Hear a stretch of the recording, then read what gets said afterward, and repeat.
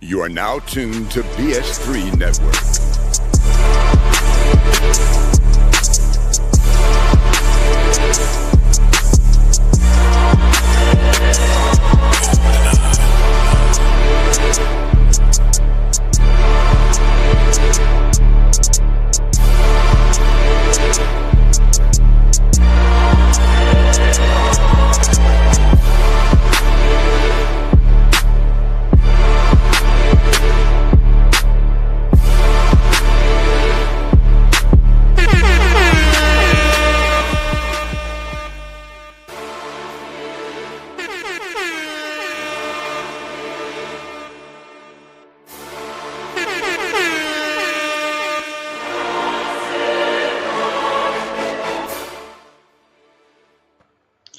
All right. Welcome back to another episode of the Forcast.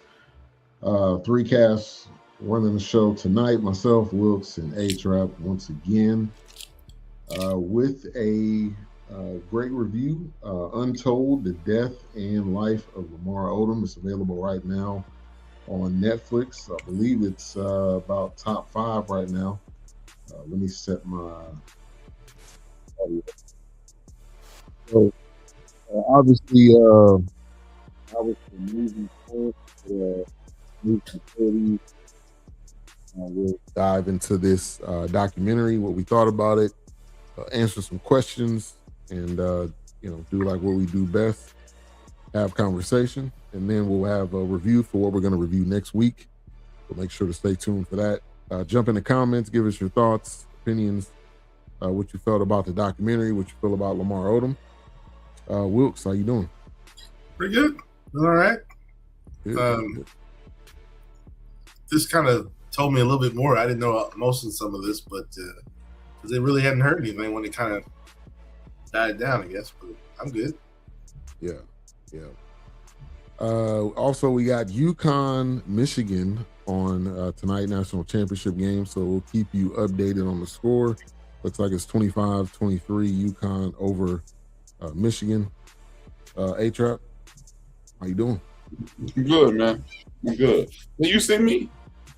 Yeah, I can see you. Okay. I usually have this ancillary camera, additional camera, and it's working. Yeah, I can see you. See you loud and clear. All right, so let's get into some initial thoughts. I'm a big fan of these Untold series. I'm a big sports fan, most people know. So being able to see a documentary about a player or an event, and they've done quite a few of these. Malice on the Palace, they did some other ones about different sport events, different people. So it really gives you like an in-depth look, interviewing different people. And so, I mean, I enjoyed it. Obviously, it was, it's a sad story because you still look up, he got arrested. Lamar Odom got arrested, I think, in January. So it's like you never know when he's actually when it's gonna get through to him, but you hope he's doing better. But yeah, I was definitely I'm a big fan of the Untold series. HRap. This is well, like you, I'm a sports fan, right? But I hated this. Being a former athlete, there are certain walls built around me. I couldn't do certain things, and two of my favorite coaches, Jimmy Fields, Ray Shannon, they'd have never let me do this. This was black exploitation at its finest. This was heartbreaking. Oh yeah, not since Fly have I seen exploitation like this, dog. This when we get into it, I'll give you more details. But I was disappointed greatly at what I saw. It was put together well, but I was just like, man. And I go into detail later, but okay. I hated it for Lamar. I was disappointed for Lamar. Yeah. I can agree with you on that. It's somebody with a immense talent and ability that you just think like this guy is the next whatever, or this guy has the ability to be the next LeBron, or even before LeBron, really. Mm-hmm. Or KD, like we kind of talked about it a little bit last week. But Wilks, any other initial thoughts? Yeah, I mean, I like I said, I didn't know a whole lot about it until it actually occurred, and then, like I said, you heard about it, and it was swirling around, and it just kind of fizzled out, kind of phased out. But yeah, I was kind of like, man, I hate to hear he, going through that, dealing with that, and then he just got traded out of the blue and all that. It's just there was a lot going on, and then it was kind of like even before that, was anybody trying to push him towards some help? I don't know. Mm-hmm. Yeah, that's always the biggest question. This made me think of like a DMX, situation where you're young and you're impressionable. I don't know how old he was, but he ended up giving him something, and he ended up taking it, and then you fast forward 30, 40 years later, and he ends up dying from it. So I mean, like, the people that are around you, they don't always have your best interest, and that's I think is the moral of this story and a lot of these types of stories, is that not everybody's looking out for you. Right.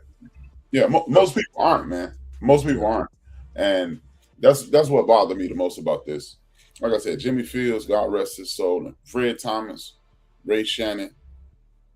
I didn't see any of that around him. This is a classic case of the village failed the young man. Yeah. I mean, think about early in the doc. He mentioned he got all D's and F, and even he said it was no consequences. Yep. You're not playing at my high school like that. Right. And the school was called Christ the King. What Christ is you to? Man. That's like SMU or whatever school that's got Christ in it, or it's a Catholic school. At the end of the day, like, if you bringing in money for the school, if you the best point guard in the country, I mean, I'm sure there's endless amounts that went to that school and had the same situation. Right. You the star quarterback. What's that? Yeah, and he actually said he knew Ron Artest, or I mean, maybe in this documentary, as far as people that were in the NBA, he knew him longer than anybody. Yeah, him, Ron Artest, and Elton Brand came up together. Oh, okay. Yeah, man. I mean, this is a classic case of, I mean, they exploited his family, they exploited his aunt, they separated him from his base, and right. he is in the tails. And like I said, I'm quite sure you're gonna ask some questions, and it'll be certain instances in which I will show you where this man, I didn't get to that level. Clearly, I didn't get to that level. I didn't get close to that level. But this dude is LeBron James inside out. He's the polar opposite of LeBron James. Right. He did everything wrong, and he's doing everything wrong, and it's sad. Yeah. No structure, no nothing, no installation. No, this is how you deal with, and I think probably the biggest thing, we can talk about this first, because it opened up him 12 strokes, 6 heart attacks, and then it talks about his mother passed away at 10. Did he deal with that pain? Did he deal with that tragedy? Right. His son ends up dying, and he basically runs away because he doesn't. I mean, a lot of us don't know how to deal with pain or deal with death, and so that was probably the beginning. Is like, this cocaine is my crutch. Mm-hmm. So as long as I have that and I'm able to just bounce back, I'll be fine. And I think a lot of people think that, eventually it's going to add up with you. Any star you can think of, Michael Irvin thought he had it until he didn't. You think of all these different stars. So, Wilks, man, talk about dealing with the pain of your mother and at 10, and then your son, and not really able to process it. Oh my gosh, you're not even allowing yourself to grieve. It's like your dad already disappeared. Then now, unfortunately, your mom being sickly, untimely death.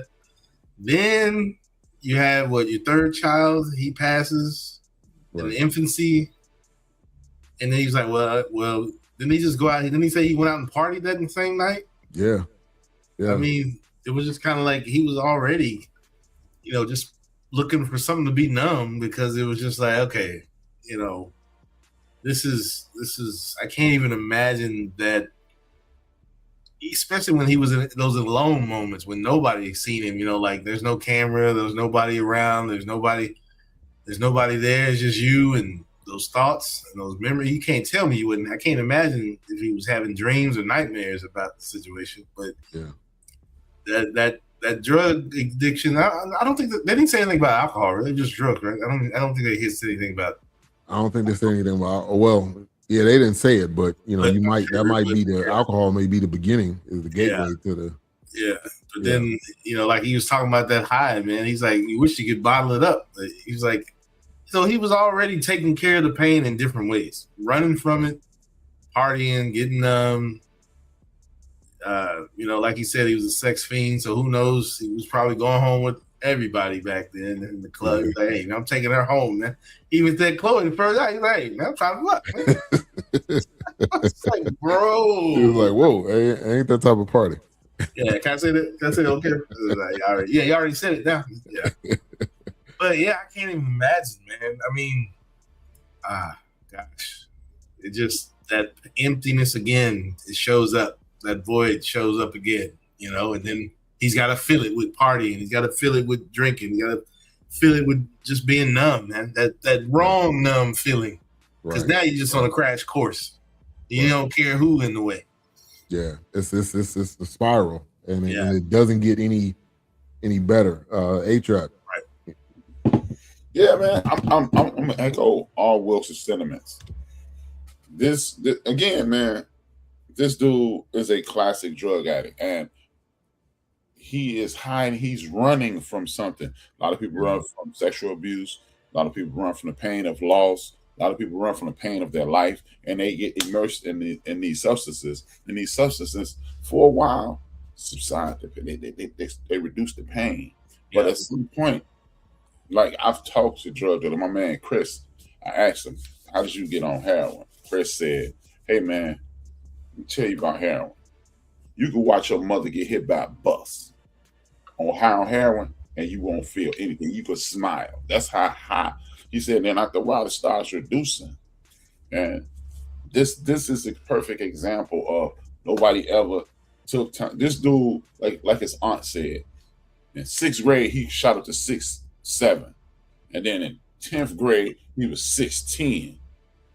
Nobody cared. He was a meal ticket to people, man. And you can tell he was a meal ticket to every coach. He was a meal ticket to every player. And I'm sitting there watching this documentary, seeing nobody ever gave a damn about Lamar Odom. And I'm talking about to this day. To this day, nobody ever cared about him, especially when they told that lie. Well, he disappeared for 3 days, but I didn't think he was getting high. Girl, stop playing. Right. 3 days? Right. 3 days. If anybody you know that you live with disappears for more than 8 hours, right, you got to be wondering where is he? Do I need to? And my guy dropped 75,000 at the Love Ranch, man. Wow. What is you doing? Hey, and they said that was like his deposit.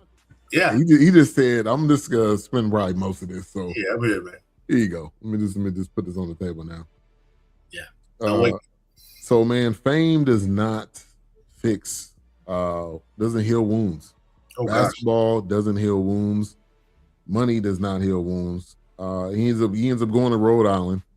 I was a North Carolina fan. When I seen the Rhode Island, the Carolina blue jerseys, I'm like, who is these cats with the Carolina blue? Like that's illegal. Like what's going on? And then you see Lamar Odom play, man. He was sick. I mean, like you knew, like this dude is as ahead of his time. Now you look at the NBA, and that's probably half of what the league is filled with. Guys that are 6'9" or taller, that can handle the ball, that can shoot, that can go to the hole, that's got crazy handles. Ends up getting drafted number 4 by the Clippers. Nobody. And HRap, you can attest to this. Clippers. Nobody wanted to go to the Clippers back then. Nobody. Yeah, nobody want to go to the Clippers now. Yeah. But really back then, because I mean, that was before, You remember Quentin Richardson and Darius Miles, and that was before they had that kind of crew. So it was pretty much Lamar, and I don't know who else was. Yeah, because they couldn't really get no camaraderie. It was just like, who y'all drafted? Who's over here? What y'all doing? There was the stepchild of LA. Nobody wanted to go there. Nobody came to the games. They came to the game and they thought they was on there for the wrong night. Like, oh man, I thought it was the Lakers game. I was like, no, that's Clippers versus Portland. Everybody watched this, man. Clippers and they was giving away tickets probably. Yeah, I mean, but they had a solid team at that point. But the problem is, again, man, this is a perfect example of exploitation of these young men in all leagues. The NFL and NBA exploit the hell out their players. The NBA just treat their players just a little better. Yeah. Treat them a little bit. You're going to have lifetime insurance, and you and your wife will have lifetime insurance, and your children can be on your insurance until you're 26. Ta-da! So you get sick and not die. Okay, but he's still exploiting the hell out of you. This is why they allow these 18, 19-year-old people to play in the NBA, because then I can say, hey, well, he had opportunity, he just blew it. But we've all gone broke, man. I mean, it's somebody moving back in with their mother right now because they were 24 years old, they got a real good job, and then their job disappeared or whatever happened. They mismanaged their funds, they have to go back home. Yeah. All it is on a grander scale. If you give an 18-year-old person, a $40 million contract, okay, you get a $40 million contract, everybody sees $40 million. You know what they don't see? The 50% that Uncle Sam's taking right off the top. They take 50% right off the top. How many people know when you play for the Bulls, right? When you go play the Cavs, you got to pay Ohio's tax. When you go play the Pistons, you got to pay Detroit tax. Right. The Bucks, you got to pay Wisconsin tax. Most people don't know that, so you got to go some more taxes that's gone. So $40 million is instantly reduced to $8 million, $8 to $12 million because you ain't. Oh, by the way, you got a manager, you got union medical bill. I mean, benefits. So you really got $8 million, but you saw $40 million, and you 19 years old, and now you spend it like you got $40 million. Because first thing you're gonna do is I'm gonna buy my mama, I'm gonna buy people something. I have to buy my mother something. I'm messing around and have an old lady, even though I'm trying to holler at all these other chicks. But we men, you know that mentality. I'm main chick, so I got to buy her something. I got to ride extra slick. Come on, man. That's why it just pissed me off when I see this, man. Because again, I've been, man. Shout out, I was going to say shout out to God. I lost my damn mind. Thank you, God. For even though I've never been put in this position, right? I've always had Anthony Thomas, Jimmy Fields, Willie Green, Fred Thomas, Ray Shannon. These people were mentors and coaches. I can't forget Rodney Dirt, older brother, his brother. I've always had me, and they would stop me and they would talk to me. Bruh, let me show you how blessed I am. There's this cat, they used to call him Fat Joe. Fat Joe was the leader of the gang in my neighborhood. And he used to, hey man, catch up with your crowd. Any one of my little people in my little friend group start trying to be involved in the street gang. Catch up with your crowd, man. Right. Go on. And Lamar didn't have that, man. And you can see it. His aunt wanted to be that, but as you saw, he shut her out. Yeah. No, man, this is sad. That's what I've never been a fan of the Kardashians. And I like them even less because they put this document. I bet you they put this documentary together because they tried to paint Khloé in this glowing. Oh, no, like she was some savior. Come swooping in. Right. Yeah. Oh, I spent days and months. You mean you bought days and months? Right. You spent days and months. You probably was gonna die because you knew as his wife, if he died. Right. If he died, you would get the money. That's what it is. Yeah. Get out of here, Khloé. Yeah, and even his dad, you heard that part where his dad's there, and his dad's like, yeah, we don't need this, you don't need to be on life support. You can take all that stuff off. Yeah, she was like, gave him and 200. Man, he was out. Come on, man. He was out. Yeah. Come on. Again, like I said, your dad disappeared when you're born. Your mom dies at 10, or you're at your age 10. Yeah. Then your third child died. It's like, hey, man. You never deal with it, and the way you deal with it is basketball, and then when basketball's done, you deal with it with cocaine. And then he did this interview, and he was like, every summer I was getting high, every summer. And then I would, you would detox, you would basically flip the switch, and then you go right back to playing. Right. Like that never happened. Yeah, like it never happened, and that just don't last long at all. And I think, going to the Lakers was probably good and bad, because obviously Kobe is like Jordan as far as being a teammate. I'm sure he had a huge impact on him. Yeah. Phil Jackson, but when you leave from those guys' presence, you're not hanging around with them all the time. Yeah, like they don't know what you're doing. This is it's almost like a Dennis Rodman situation. Like Dennis would be gone for days at a time, but Lamar didn't do it during the season the way this was. Robin at the awards, man. I'm partying the next day. Yeah, with Carmen Electra. Like, we got a game tomorrow. Yeah, like they in the finals, and they were in the playoffs, and he out. I keep my head clear, man. I'm good, man. Party. But yeah, it's just like what Charles Haley was saying. It's like Barry Switzer show up to my apartment, man. Show up to my house, man. Hey, you taking medicine? You on your medicine? You doing your medicine? Hey, man, you got to have that accountability. It's like the next man up, as they say. It's like, yeah, man. And these people, they don't care, man. Right? Oh no. They use words like loyalty, like family, as if like they're a punchline at the end of a joke. Yeah. No, man. I'm telling you, like I said, man. We see how loyal that hungry dog is. Man, that snake. There's a bunch of snakes in the road. They take advantage while they can. Somebody else, you out of here. The Lakers have been known as a pristine organization that loves their players. And when they found out that boy was, when they found out he was going to spiral, they got rid of him. So of course, when he didn't show up for the parade, because he was binging. He was out. Yeah, he was high out of his mind. Yeah. Then they sent him to Dallas, and that was the year after the championship. Wasn't it? I think it was a little bit after. Yeah, because I remember when the circus. Yeah, I remember when the circus came to town. Khloé and Lamar. I was like, right. It was this whole thing. But yeah, and that's the way most NBA teams are.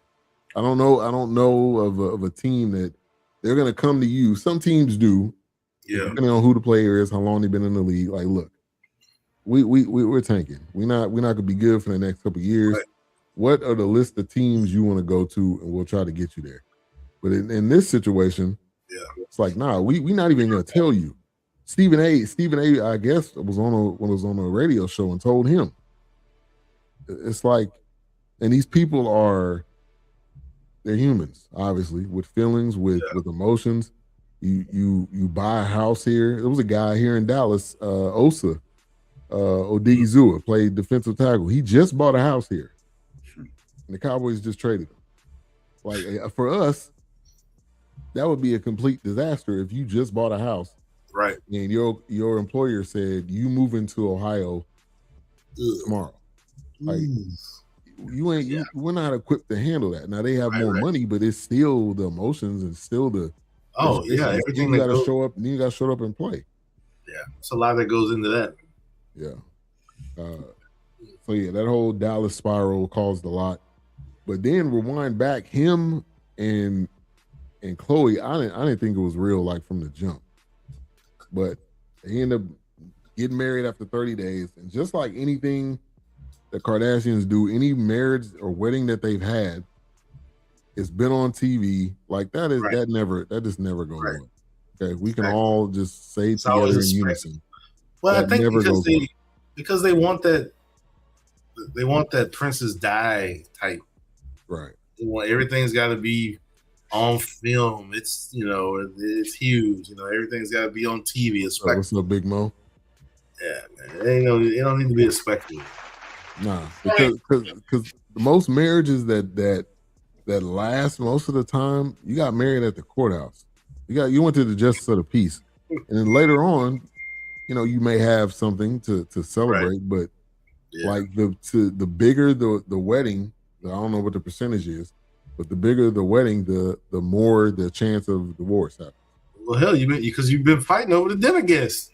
I mean, I'll tell you that part. Yeah, right. Yeah. And I think, and that's where, like, kind of what you were saying, that's right. That's when the split kind of came in. He already had a family. He didn't marry the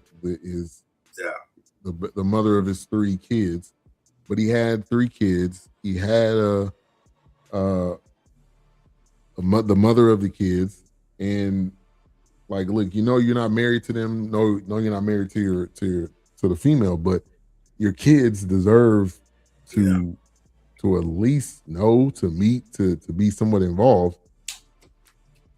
At first, I was getting a sense of like he didn't have a relationship with his kids the way they were. That's exactly what they made it seem like.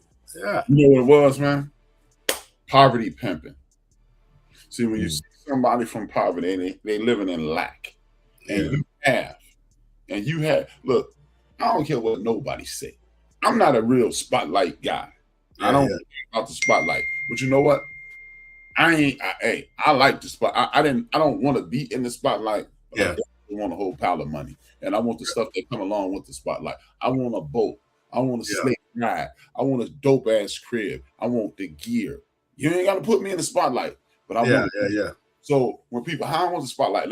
I want the things that come along with it. And when you are a person who's an attention whore, a poverty pimp comes in and rapes you every time, and that's what the Kardashians are. They're poverty pimps. These athletes, they may not be in the center of everything. But what they are is what they're having is a situation to whereas these guys, James Harden, Chris, whatever his name was, and all these other guys, they are in the middle of, they are right below Shaq. They're right below Kobe. They're right below LeBron. These Kardashians could get me up there. And they're some extra jersey. And that's what they did with Lamar. Think about it. Lamar Odom is known as one of the greatest 6 men. It's only 5 people on the court. You're the greatest 6 men, so I'm just behind the star. Hey, we come on. We'll put you in the cool. Damn it, Bria. Right. We'll put you in the cool class. And that's what they do. They exploit them. Kanye. Well, you heard what she said. She was like, well, I was already concerned because we had other shows that were already going on. So Khloé and Lamar, that would have been kind of conflicting to business. Hey, well, she already said she's the momager. She's not. She's the manager first, and like the mom second. And then it was like even Khloé was saying, "Well, my mom seen Lamar, and she just immediately just gravitated to him." And it's like the orphan kid on TV, right? Like I want to help you. I want to help change you, and lift you up. Right. I want to get that fly out of your face. Right, exactly. Yeah. That's exactly what it was. And look, just period. People, you cannot, male, female, whatever, you can't fix other people. Like, just you see, oh, this person's broken. Now I'm gonna get my toolbox and my toolkit, and I'm gonna fix you so that you'll be better. It don't work that way. You gotta want it. You gotta want it for yourself.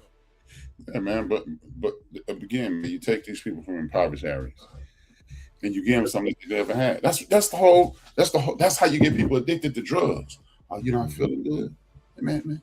Have a Take the edge off. Take a sip. You'll be okay. Oh, that ain't working anymore. It's up the ante. That ain't helping them. Just take this pill, and that's what they did. And they knew what they were doing, man. And I really wish they would have outed whoever the person, if it was in his camp or their camp or whatever. They never said, okay, this was the guy that kept supplying it. Because you at the Bunny Ranch, like I don't know who gave you the bag. Well, it must have been the guy that went there back and was like, there's this bag that's there. Go on and give it to me, because you don't want it to be kept there. But the Bunny Ranch cat, we remember from the HBO series. This dude is a straight snake. He is a pimp. He's now the whole thing got shut down. I don't know what he's doing now, but the fact that he sold, I think he. Oh, he did. That's what I was wondering too. But the fact that he was selling timeshares, that's all you got to know. that's one of the biggest scams ever. Now they got lawyers helping you get out of out of timeshares. Oh gosh. And I don't know, did you know that guy that was on there? He said he was from Fort Worth. He was like a radio. I may have heard the guy. He looked awfully familiar. Every time they showed him, he looked awfully familiar to me, but I can't say it for sure. But yeah, I can't say. I can't say. He looked very surprised when he found out the place was bulldozed, though. I'm like, dude, that place has been level almost 10 years. He was shocked. Yeah, he was like, "What?" Like, man. But the fact that the bed showed up at the museum he's working at now, I was just like HRap said, they're just exploiting you, man. You got the bed, man, where the guy died and vomited, and they got the robe and everything. I'm like, y'all got it laid out like what is this, man? On display? Come on. We're going Dennis Hoff did die. Every level. We're going to embarrass you on every level. Yeah. Like, come on, bro. Like, yeah. Dennis Hoff died of a heart attack at the Love Ranch in Crystal, Nevada. Oh, when did he pass there? It was October 16, 2018. He had a 72nd birthday. I don't think I remember them mentioning him dying, but I mean, like I said, I didn't even remember them mentioning they bulldozed the place, but whatever. But like I said, it kind of came and went, and you didn't hear anything else about it. Yeah. And I think probably the saddest thing, which we see in all these types of things involving addiction, is how the kids are affected. You know, with the 2 kids that they interviewed, you could just tell it's a roller coaster. I've never been involved with it, so I can't speak to it, but it's a roller coaster. You don't know if your dad's gonna come home. You don't know if he cares. You don't know if he with a parade situation, he end up coming to New York and then come see his daughter. I mean, I think that's the saddest part is how the kids are affected by addiction. Because they were surprised. They were like, "Oh, he went to the parade. He on TV. Like, what? Right? He's supposed to be hanging out. Like, what's going on?" But once again, pick us up. Yeah. You know what, man? I'm about to say something that most people wouldn't say. I think his kids gave a damn about him. His kids thought him as a paycheck just because his kids saw him as a paycheck or a means to an end. Because I believe that's how his mother saw it. Hey, bro, I understand the mother not wanting to go back to the apartment that her child died in. And if I have the means to get my old lady out that joint, we out of that joint. Cool. Yeah. But, hey, man, I'm suffering through this loss of this child just like you. And you separated yourself from me. Yeah. You didn't give a damn about me. I was a paycheck. You never heard her say anything about enjoying him, loving him. He was my guy. He was cool. This is 6'10". He was charming. Right. I mean, that's no. She was a paycheck, dude. If my pop, I didn't have a pops, but you call them my kids.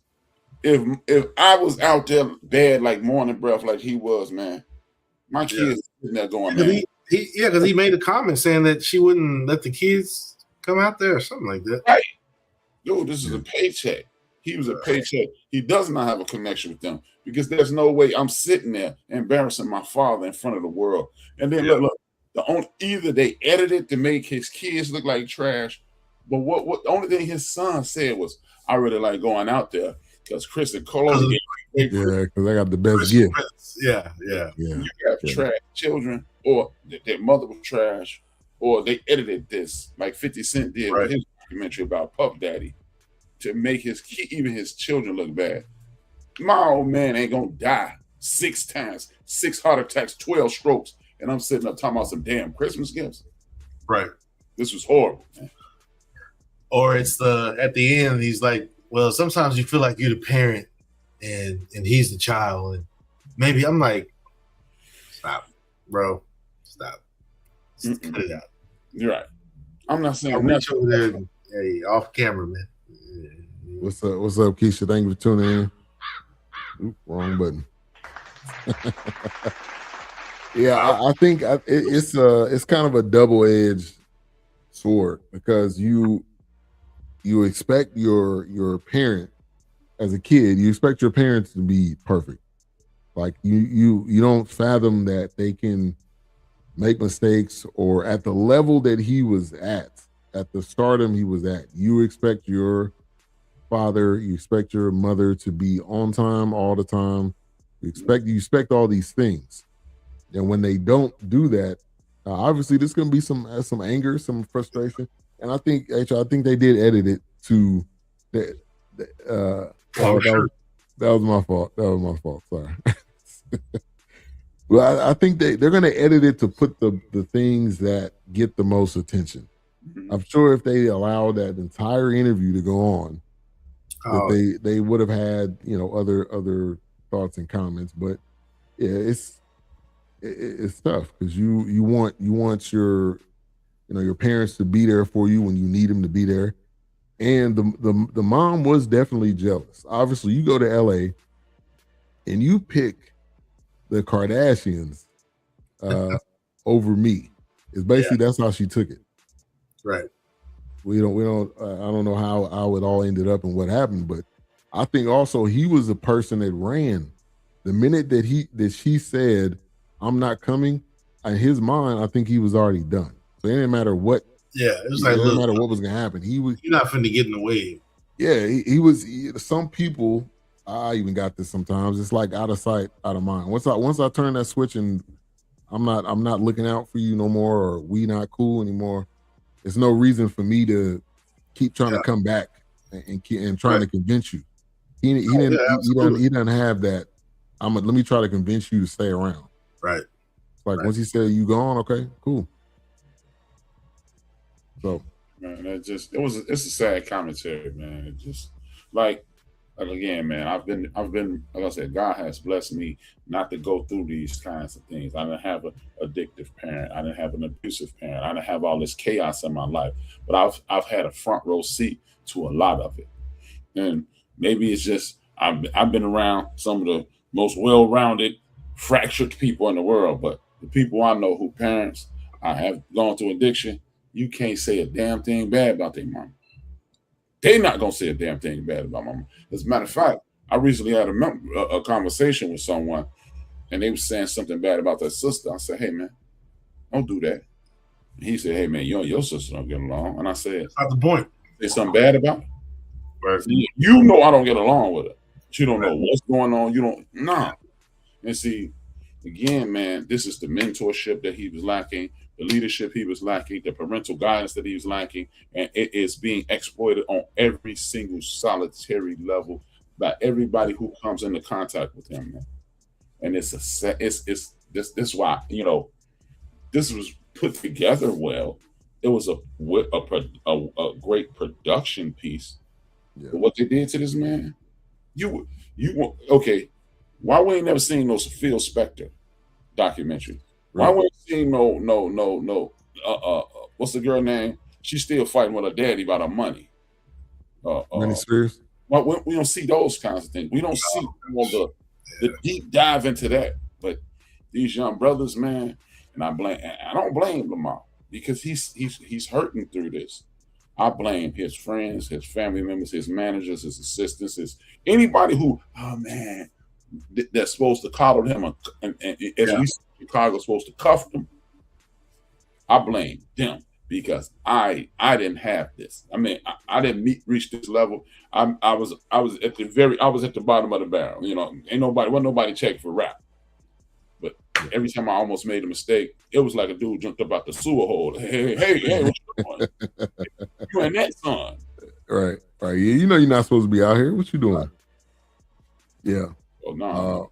And didn't seem like he had that person. Now I was looking up his bio, and he was saying his coach was kind of his father figure because his dad wasn't really there, but he wasn't even on this documentary. Yeah. They didn't even say his name. So how much of an impact?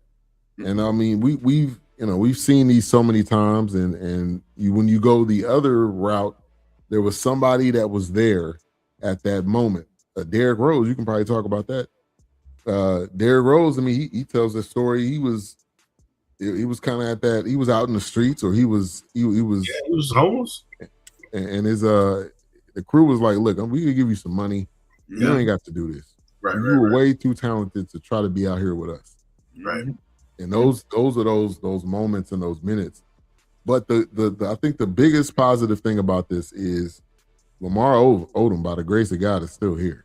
Like the fact that you have that much trauma, the fact that you couldn't walk and couldn't talk, and just the all that neural damage, right? Yeah, to still be talking and to still be walking around. So I think the biggest thing that I took away from this, even like what he was saying, like I'm here for a reason. Once I can figure that out, he talked about coaching would be a great influence. Young draftees that come into the league would be a great influence to them, because it's going to happen to them too. Like it's gonna happen. Somebody's going to be in your corner, is not going to be looking out for you, and is going to try to give you this the little thing to take the edge off, whatever it may be. Yeah. Oh gosh, that's how it starts. I got a little something for the edge, man. Yeah. Every unsung, every single one, and then they turn around and they ain't got their masters, they don't have anything, they struggling. Yeah. So aren't they working? I know that's a different conversation, but aren't they working on something for George Clinton? Aren't they working? I thought so. What's his name from the Roots? Oh yeah, Questlove. Yeah, I thought they was. I think so. Maybe. Like that. I mean, that had to be like a 4-part series. That's gonna be long. They got to be 2 hours at least. Yeah. You got to get all Bootsy. You had to get all them. Hey, y'all, my favorite record exec did Georgia in too. Him and Clive. I mean, y'all know who I'm talking about. Yeah. He did him and Sly. Yeah. Beat him out that stuff from the 70s. So 4 or 5 years ago. Yeah. Wow. Yeah. Insane, man. So yeah. Why ain't nobody done nothing on him? Right. Give that really. So yeah, you're right, man. I mean, right. It used to be a point in this community in which rap would make it big, and then Wilks and Ben go, hey, rap. You tripping. Right. Yeah. You're doing too much. Doing you know, it's just like, even though it's related but unrelated, the dude Martin for the Dolphins. And they was like, Richie Incognito used to punk him out. Bruh, I don't know one football player. And again, we wasn't on that level. But we used to terrorize ball players, like the DBs hang with the DBs, the linemen, linebackers. Yeah. It's little cliques in the locker room. Yeah. Yeah, your position group. Yeah. Right. Yeah, it makes. We terrorize each other. It is the greatest group of bullies in the history of the world. And if you're the weakest bully, you get picked on. But guess what happens? It was this kid named Biscuit. I don't even remember the name. We used to call him Biscuit because we said he had a biscuit. He hated being called. Remember what his name was? But we just started calling him Biscuit. And then after a while, all the cats like, hey, stall him out. Oh, man. Nope. You got to fall back. It's either stall him out or Biscuit is going to pick up one of these 45s from the weight room and bust you in your head. Yeah. Byron Scott told a story recently about Klay Thompson daddy. He said he was chirping every day. And Byron Scott just got up from his locker and said, hey, man, shut up before I jack roll you. You too little. He knew he wasn't going to do nothing. After a while, they kept arguing. Kareem bought boxing gloves to the locker room and dropped them on the floor. What? Thompson still didn't stand up. He said, you too little. He said, you stand up, I'm going to beat the hell out of you. And Mike finally stood up. And Byron Scott left him bloody. That's the balance in the world of sports. That's how we cuff each other. Like, if you're going too far, you're gonna if you pull it, we're gonna get you. Right. But guess what? We'll also see you with the wrong group. Where in the hell are his friends? Like they big up Kobe. No disrespect to Kobe, but come on, man. I don't know one of my homies that was getting high that I didn't know. Alonde Kelly been clean for 15 years, but for 15 years he got high. And we knew Data Shaker was getting hot. So it's just, Yeah, I like how they was sprinkling Kobe in every now and then. And it was just like, you mean if Kobe was the general that they say he was, you mean to tell me my man's in the, come on, man, stop. come on. Yeah. Come on. Yeah. And obviously he not here to Right. to defend himself. But yeah, I mean that was definitely interesting aspect of this. Keisha said, "Wait, is this Lamar Odom story anything about hip hop / rap?" I'm asking because I'm failing to see the connection. I You didn't know know anything about hip hop or rap? Nah, sorry, not this one. What's up? Thank you for tuning in, Golden, in the building. All right, now, Lamar did have a record label at one point. I don't know if he's still doing that, but yeah, being from New York, this is just one of those areas where basketball was huge. Every guy coming out of New York, they had that swagger, they had that just crazy confidence and ability. Some people that people don't know is Lenny Cook. Lenny Cook was Cook, and LeBron was like neck and neck. But Lenny Cook just couldn't, just didn't make it. But like there's so many guys that aren't able to get to the level that Lamar got to, and especially from Rhode Island. Like nobody was was watching from Rhode Island, but to get that, and that's the benefit of the tournament. So the tournament going on right now. He was the number one high school player in the nation. Yeah, and he was supposed to go to UCLA, and Jim Herrick lost his job, and then he got the Rhode Island job. Okay, that's why he ended up. Okay, so that makes sense. But that's why the tournament is important.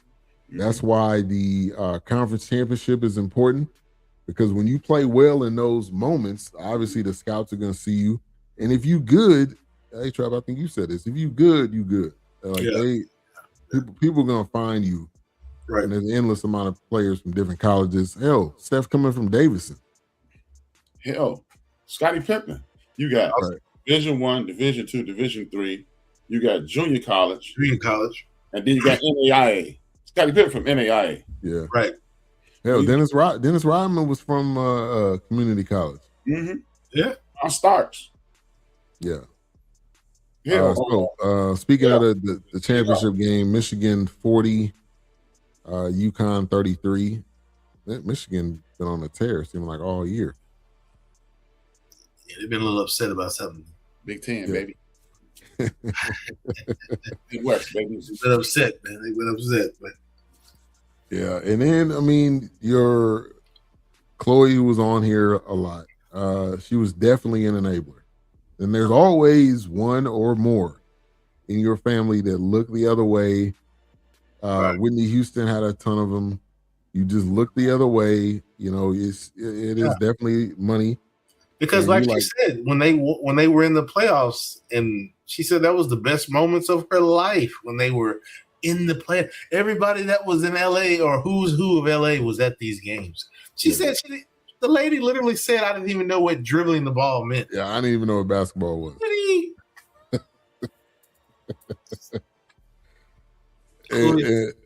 Honestly, I think the dad, remember the dad was on that OJ lawyer team. Yeah. And he was like, look, whatever I had to do, he didn't agree. Dude looked like he didn't want to be there, but because it was his friend, he was there. I just think it was all downhill from that family from there. But again, they're going to word again. Friend. Right. If my friend, if one of y'all were up on charges for killing your significant other or former significant other, the ability to defend you, I'm not going to be sitting up here putting everything together. I ain't going to be bag of lemonade, man.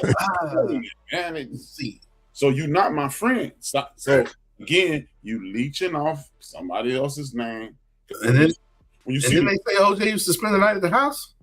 Yeah, because he was nailing his wife. Allegedly, that's Chloe's daddy. Yeah. Chloe's daddy. Right. Even she said it. Yeah. Ring, ding, ding. Yeah. Right. Dumb blondes. That's right. Khloé and Kim are career killers. Look at Kanye. Bro ain't been right since he got out of the Kardashian cult. I like that new album. I like that new album. And his mama. That and his mama. Yeah. It's really those two, because I was talking to Erica about it, and she was like, well, what about the younger ones? And I'm like, nah, they ain't got that poison. They learning the way, man. They learning the way. It's gonna turn into boys later. Reggie Bush, losing his Heisman. I mean, yeah, he did. He definitely did Heisman to get out of there. But man, you know, he ends up coming to Dallas. Said the younger one ain't fit either. Yeah, I said, nah, man, them youngers ain't got it, man. Nah, I don't know. I don't see their husbands or boyfriends crashing out like even Ray J said, I gotta go, man. Kim and Cole, yeah. Hey, which made them famous. They should be thanking Ray J. They should be giving him a monthly payment. Famous for giving up coochie on film, man. That's we know these people, man. Yeah, so I'm saying, and boring strokes. Opportunist. Yeah. Opportunist. So he ends up coming to Dallas. To me, I just thought that was a weird trade for Dallas to. Yeah, they ended up getting Vince Carter that year too. I don't know what they was doing. They were trying to, I guess, rebuild because they didn't keep the team together, and that didn't really last long. He was freebasing painkillers. I ain't never even heard of that. I didn't even know that was possible. Oh, you can grind them down, baby. Yeah. Put him in that pot, and You grind them down. What you mean? Oh well, it's straight chemists out here, man. Motley Crue said they were mainlining Hennessy. Man, straight with it. What? Yes, it's in that book. The Motley Crue said they was. Yeah. Straight to it, baby. That hand dog right there, man. Yeah, shotgun it. Hennessy, get down, but I'm not. Yeah, not like that, man. I'm like on good time. Sweet Daddy scared of needles. Ray J is a blood tear shedding fool, and I don't understand this guy, man. I mean, I think he just doing it. He does everything for clicks and I guess just to keep him relevant. I don't get Ray J. Man, the greatest drug in the world, fame. Yeah. I know I seen a lot of people give up all kinds of drugs. I ain't never seen nobody give up fame. You get that fame drug, you get you get that one hit of it. Yeah, you do whatever. You out here having your wife do whatever to keep it. Yeah, man, crazy. And that's where reality TV came at. Like reality TV, it all started that I can remember. Probably with Real World. Yeah. Real World was probably the first ones, or was it the Osbournes? Maybe it was the first. He had Real World and Road Rules. Yeah, they were the first ones that started it. I mean, I was watching every episode, and I think at that point it was reality. Right. I mean, they probably still said, "Hey." Yeah. They probably threw some booby traps in there. They probably threw some banana. They in the background they puppeted it to make it, make them get upset at each other and all that. Then you started getting to, fast forward to the Kardashians, and that was just the ultimate trash TV. I think they still got the show on now. I tapped out of reality TV at the very beginning. It was Sway in the Mornings co-host Heather B. She was on there. One of the girls from the Housewives, Tammy Rowland, she was on there. But she was a nice looking girl at the time. She looked like that. But and remember that scene from Half Baked when the dude go, "Boo this man." Yeah. Tammy Rowland got him kicked off for attempting to rape her, and they showed the video. All he was doing was pulling the cover off her because they was playing. Yeah. I was like, wow, you talking about Kenny Anderson ex? Yeah, when she was Kenny Anderson's girlfriend. That's how long it was. She was Kenny A girlfriend with no. She was the girlfriend at the time. Yeah. Man, those shows, man. Yeah, man. It was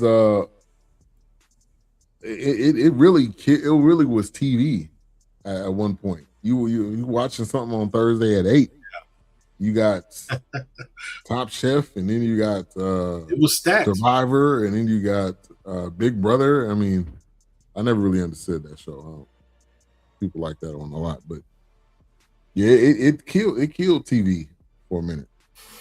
But I think streaming has now revived it, because now you're getting a lot more quality shows right now. Cross Paradise.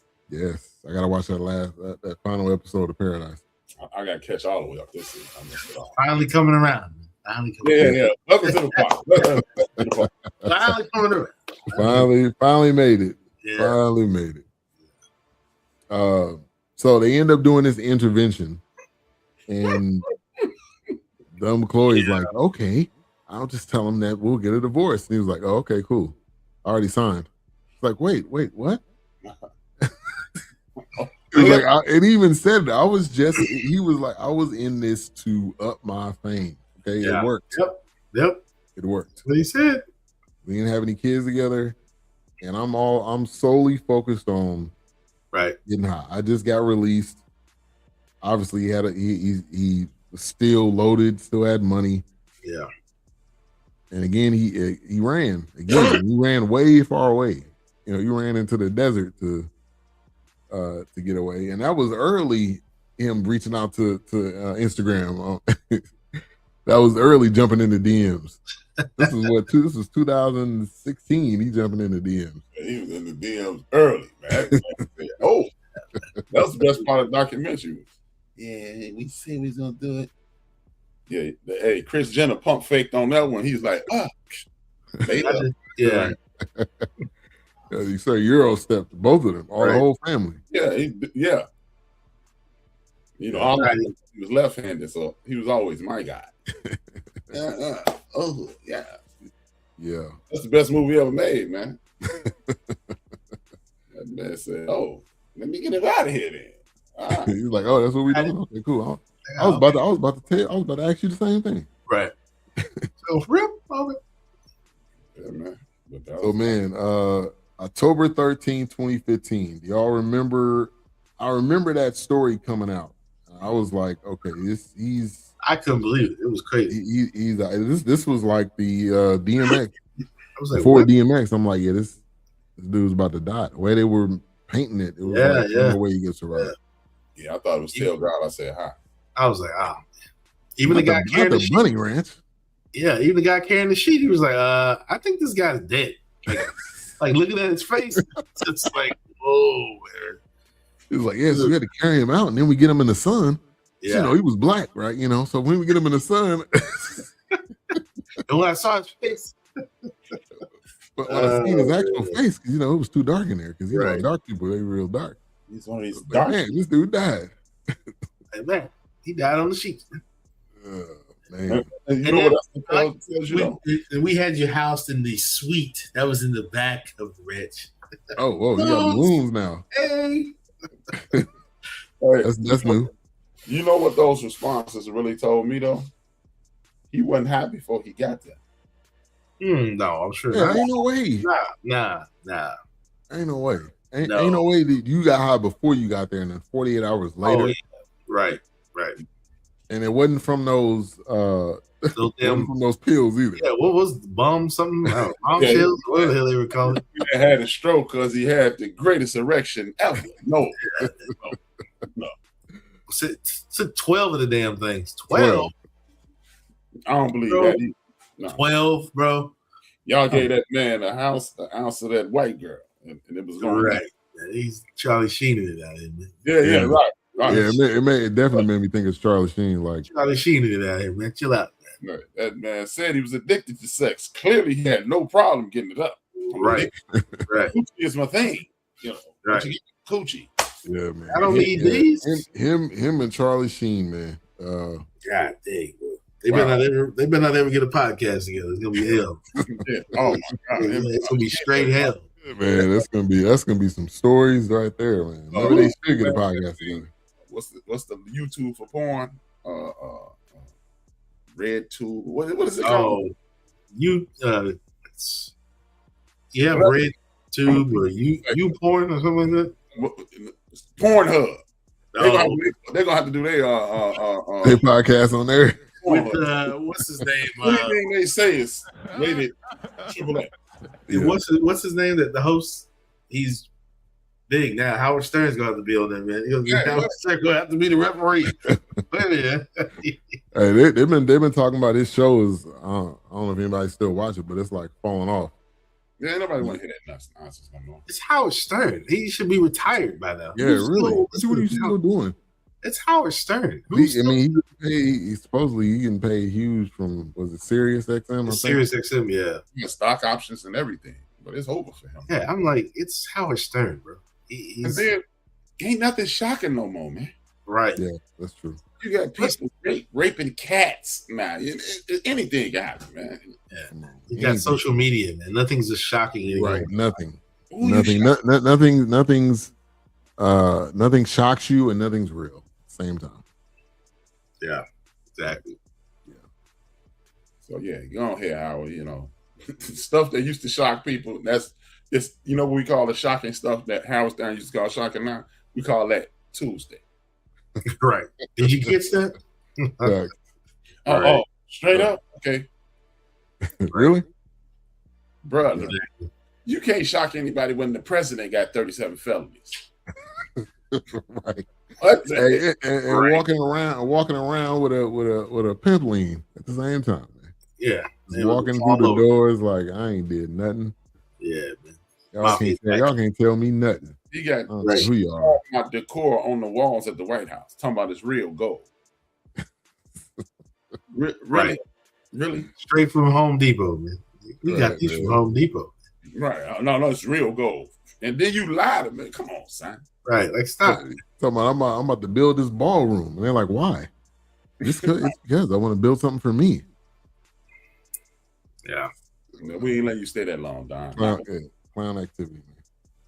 We just need the gas to go up so high that when we take it back down to 350, don't want everybody to be happy. Yeah. Oh, 350? Woo. 350 gas? Oh, man. Right. Yeah. That's the only reason dude is in play. So when they're gonna run everything up so high, because they ain't gonna be able to use oil in a minute, that when they come back down to insane instead of just ridiculous. Right. He said, yeah. Look at here. Man, I still remember standing at the pump going, man, if this shit go higher than $2, I'm out of there, man. I'm out of here, man. A bike. And it's high as hell now. Right. Having an 8-cylinder there. Hey, man, and if you stay in Cali right now, they look like pushing $7. Easy. $7. Easy. No, thank you. $7. Boy, we pushing $4. Summer too. Right. Yeah. Diesel pushing $5. Yeah, really. Man, please. Man, so I think the biggest question from this whole thing is what if? What if Lamar Odom had somebody in his corner? What would his ceiling would have been? Decaying. Yeah. Man, when Lamar was on his way. When Lamar Odom left high school, he was a 6'10" point guard. Yeah. Right. Could shoot. I remember he tried out here in Chicago. And Lamar Odom, they showed his workout. He was wet. He wasn't missing. I'm like, and they drafted some Rudy. I'm like, y'all ain't gonna get Lamar. Right. Oh. But yeah, man, it's all about Lamar Odom is a dictionary definition of structure is necessary. Structure and support is necessary. Yeah. Again, man, I've had the privilege of watching people suffer through the things Lamar Odom has, and they steered me away from it. Every time I was considering a horrible decision, something God stepped in and showed me. When I was 10, I watched this movie called Body and Soul. I didn't know he was smoking crack. I thought he was smoking weed. And I was like, I smoke weed because he was hallucinating. Yeah. When I was about 12, I saw a man jump in front of a bus smoking PCP. I saw a man jump off a 2-story building smoking, use a drug. Oh, I want no pause on the drugs. I saw this lady walk through my schoolyard where we were out there shooting ball and everything because we used to have an active schoolyard. She walked through naked. Wow. I've seen people get hurt. So drugs was not on my radar. Thank God. Yeah. And I was offered drugs. I was offered heroin, man. I went from being offered weed to the next person offered me drugs was heroin. My man, Alonde Kelly. He said, hey, man, B, you want to hit this? I'm like, okay, I can smoke some weed. Now let me see what's to it. I looked over, he showed me a green baggie with heroin. I said, oh, I'm still at the entry level. No, I'm good. I'm underage drink. I'm good. So I've seen people spiral into these things, and I've had the privilege of watching them go to the ground, and then thank God they came back. Yeah. So, yeah. And Lamar is on the rise up. Hopefully, and, you just hope and pray that think of those moments that you want to share. Think of those things that you want to do. He said he want to get into coaching, go back to school. I mean, I think he mentioned coaching. I think he'd be a great coach. Oh, I think so. If they make it, but what are you shaking your head? No comment. You got to stay on the straight and narrow, though, man. Yeah. Hell, be the mentor. Can't be out there partying in college, man. Good luck, Lamar. That's all I'm gonna say. Yeah. Hey, at this point, he could be the Rhode Island GM. Colleges got GMs now, so yeah. That may be the lane right there. Your lane. So I wanted to look at the 1999 draft. First pick was Elton Brand. That ended up going to the Bulls. Steve Francis was the second. Baron Davis, Lamar Odom, Jonathan Bender, who I don't think he ever really out of here. Wally Zerbiak was 6, and Richard Hamilton was 7. So, Wally Zerbiak. Wally was nice in college. Not 6. He was, but definitely not in the pros. Who was 10th in that draft? Give me the rest of them. Give me the rest. Give me the top 10. Let's see. Let me go back. So you had Wally. Oh, slow. Rip.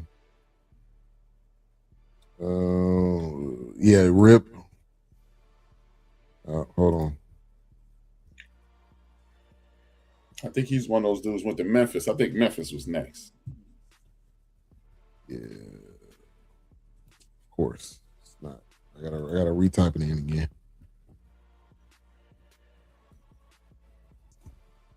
Amped. It's almost time for the. Yeah, Richard Hamilton, Andre Miller was 8th. Andre Miller. Sean Merriam was 9th. Jason Terry was 10th. Jason Tatum. The gay dude. Why do I know him? No, that's not Jason Tatum. Jason Terry. Oh, the Jet. 11th was Trajan Langdon. I hated this guy because he played for Duke. He was good, but his NBA career, I don't think. Yeah, I was going to say that name is familiar, but it didn't seem like it kind of fizzed out. It didn't fully pan out in the league. Corey Maggette was 13. Should have been higher. Yeah, William Avery. I don't know. William Avery. Duke, right? Duke, yep. Assistant coach right now. Ron Artest was 16th out of St. John's. Ron Artest. Yeah, Meta World Peace now. Yes. Is he Meta World Peace, or did he change it back? Yeah, that's how they introduced him in the documentary. But he's Ron Artest in the documentary. So yeah, his mama named him Artest. I'm gonna call him. Yeah, I'm gonna call him Artest. I'm calling. Yeah. Honorable names: James Posey from Xavier, Deion Glover. Out of Georgia Tech, right? Yep, Georgia Tech. Andre Korolenko. AK-47. Yeah, it was 24th pick in the first round. Let's see. That's pretty much it. The only other name that we know, this 57th pick, Manu Ginobili. Wow. Mr. Euro himself. Mr. Euro said. Left hand. Yeah. Yeah. You know, All right, so last question for the night, which he mentioned this. Did basketball save Lamar or cause his problems? And he said both. I was gonna say I think both. Because basketball gives you the biggest opportunity, gives you the fame, and gives you the money to create more problems. More money, more problems, Biggie. Biggie was right. But it also saved him though too. Because I mean he was able to, make it out of the situation he was in and provide the best he could for his family. And pay for those medical bills. Yeah. Exactly. And pay for that bunny ranch. Yes. I'm gonna go with him with both because he could be a drug addict in Harlem somewhere. He could be in Queensbridge. Right, exactly. Yeah, man. Yeah. So just hopefully, he's got I don't even say it's a second chance. It's probably like a third or fourth chance. Just make the best of it. Either at the end, I'm showing him playing probably 2K with his son. Make the best of these moments. He was already joking around, but I need to go to Vegas, man. I married somebody's daughter tonight. Yeah, I'm about to marry somebody. He was like, "Nah, I'm joking." It was like, yeah. It's like, yeah, sure, buddy. Yeah, you don't need to be married to nobody. You need to we're still recording, right? We can hear you, right? Right. We know this is about to be put out on TV. You know that, right? We're not cutting this out. Yeah. All right, so let's get to some final thoughts. And Mike rating Untold, the death and life of Lamar Odom. And we can go to you first, HRap. Okay. I got two different Mike ratings. Okay. I definitely want to hear it. My first one is the quality of it and the story being told. If you didn't know, you would probably see this as a 4. Like, hey, man, they told a story. In regards to character and exploitation, I'm going to say it's a 1. Because I've never seen a drug addict be exploited like this and taken advantage of like this. And I don't mean by the people who just ignored him in his life. I mean by the people who created it. His ex-wife, her family, they were behind this. I don't care what anybody says. If I watch it again, which I won't, look into it, I want to see who produced this. And I bet you they got a hand in this. Oh, I'm sure. I bet I would give it a 1 because it was just you just took advantage of a poor soul, and that's what he is, a poor soul. Yeah, somebody that seems to really be still searching. Even he said it. I'm still searching. I'm still trying to figure out what's my purpose. What's my purpose? What I'm here for. He seems to be a nice man too. Yeah. All right. So we want to say us 4 or 3? I'm overall at 3. 3. All right, Wilks. Yeah, that's where I was on it. It's a 3. I mean, it was almost like really.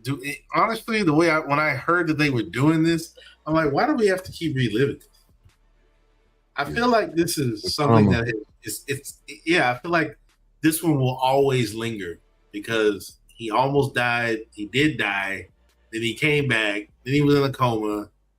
Then let Khloé tell he passed out again or whatever. So I'm just like, why do we keep telling this? It's almost like this is not going to shake him. He's always going to be known for, I was dead for 3 days. Mm-hmm. And it's just you more than that, man. You more than that. Right. Yeah, so 3 mics for me, but I really was honestly when I saw that they were doing this, I was just like, oh gosh, why do we need this? We don't need to keep revisiting this. Yeah. And I know they can say that about OJ as the same thing. It's like, why don't we keep revisiting this? Like, we don't need any more OJ documentaries. Yeah, we don't need to keep revisiting it. Like, it's 1,000,005 stories that need to be told, and this ain't one of them. Yeah. Right. That's right. I'm agreeing with y'all. I think 3. I think the quality of it was well put together. But yeah, it just showed that the support system was not there. It was there maybe early on when he lived maybe with his whoever his grandparents or his aunt or whatever. But the minute that you leave, that support system is not there. That's a lot of reason why when they make it, like they bring their mom and their sister and all these people with them, because that's that base that keeps them grounded. And he was just out there on his own, really. So I wish him the best. I think I think hopefully the best is ahead for him, not the worst. Yeah. Please. Yeah. Update on the score: Michigan 54, UConn 45. 6 minutes 4 seconds left.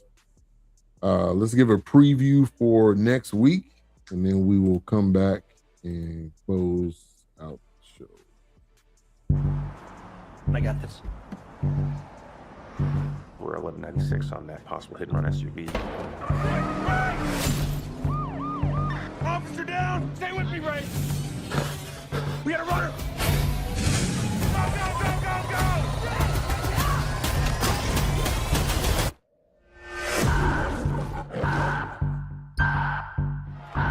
My name is Detective Christopher Raven. We live in a world where murderers walk free, in a justice system bogged down by red tape and human error. That all ends with mercy. A judicial system powered by artificial intelligence with access to every camera, cell phone, and database. If you commit a capital crime, you have 90 minutes to prove your innocence to an AI judge, or you will be executed.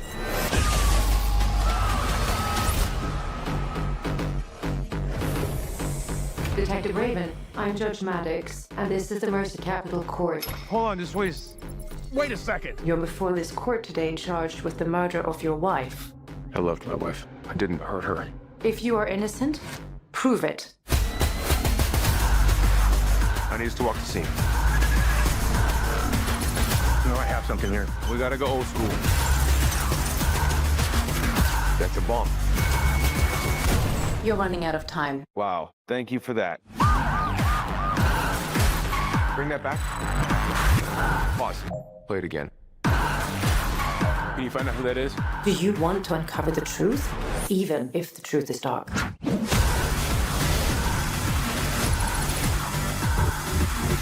me out of here! Do you honestly think that I killed my wife? I think there's more that you're not revealing.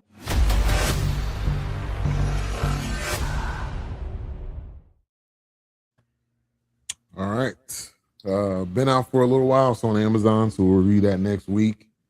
Chris and the Minority Report. Yeah, Chris Pratt going from Community. Is that what Parks and Rec?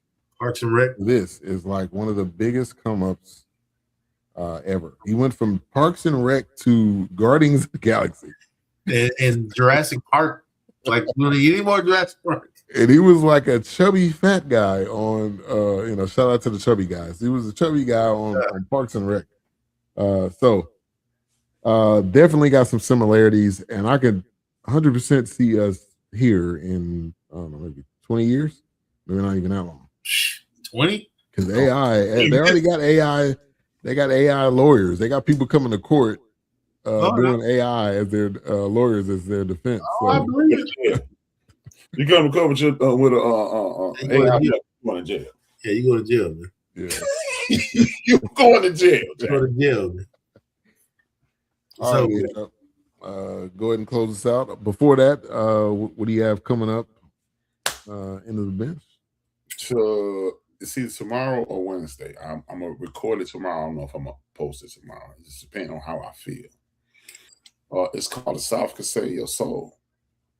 And I'm going to offer my opinion in regards to the separation of North and South and how it has affected the Northern Black Americans and how it is paramount that we reconnect. Part of this was inspired by Wilks. When Wilks mentions his family get-togethers and family reunion in the land and things of that nature. And Mo, this is inspired by Wilks, Mo, my cousin Apu, and other things, but y'all laid the foundation, and then I just built on it. So thank you. You tap in with us because it could I think this might be my off the wall, my Purple Rain, because I'm not really a big fan of Thrill. I like Off the Wall. Yeah, you one of the rare people. I like Off the Wall better. Let's see. Let's put this MAGA team on trial. Facts. Oh gosh, my boy, they blow up the court. Yeah, really. Yeah, they had to put them all in the room. That's New Nuremberg, man. Yeah, nah. Yeah. I'm telling you, man. Say it again, Wilks. That's Nuremberg. That's a new Nuremberg right there, but it's going down. Yeah, 3.5 years, it's going down. A lot of people going to join. Yeah, man. 2.0, baby. Somebody going down. Man, a bunch of them. Pam, out of here. Out of here. They getting them first. Yeah. They going first. They the scapegoats. Yeah, they going first. The scapegoats. Yeah, they going first. Hey, what happened to Marjorie Taylor Greene?